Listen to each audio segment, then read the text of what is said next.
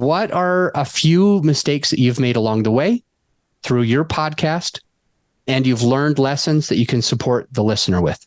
Okay. Yeah, I think we all make mistakes. And it really is important to kind of put that in perspective because we learn from our mistakes, right?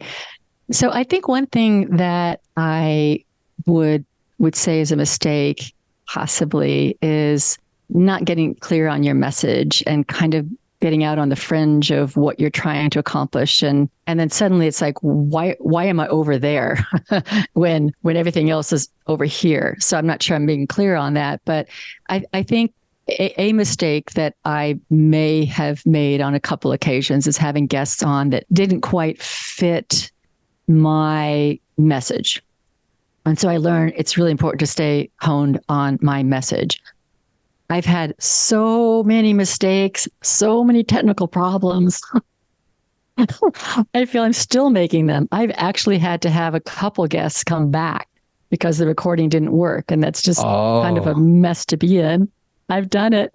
I've had to do so it 3 tell us times. how that happened. You've had to do it 3 times, but what specifically was the thing that we need to avoid so that we don't have to record the same things over and over and over? Yeah, I mean, this could be like small, but it's like not having my Shure mic and headphones assigned to the platform. So I'm sitting here with my great equipment, but the mic that is recording is my computer mic. And so the whole interview went well, but I sound like I'm coming through my computer mic when I thought I was, being recorded with my higher tech equipment. That's happened. I've done the same thing twice. I've done the same thing more than that. And I'm impressed because if you've only done it 2 or 3 times and you have 233 episodes, and I've done it like a dozen times and I have like 1,000 episodes. And the last time I did it was like last month, just a few weeks ago. I'm impressed. Still a great learning lesson for the listener today, knowing that you might be right next to this microphone.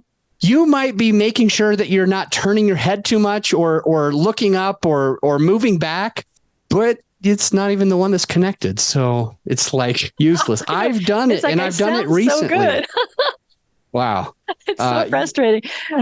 And then to ask your guest to come back, it's like, I'll have to say the first time I did it, I was much early on in my process and I didn't ask her to come back. I ended up just transcribing my own part and re-recording my own part and having it interjected with what she said. But I've learned to just tell people, look, I messed up. Do you want to re-record? And I do think that if you end up in that situation, one thing that can definitely happen is you can get very attached to your first conversation. Your second, for me anyway, will be completely different from your first one. Mine is. I have very organic interviews. So just to have to release, you got to release that you're not going to say the same things, cover the same points. That one's gone. Now I'm going to do a new one, and it's going to be the right and perfect one.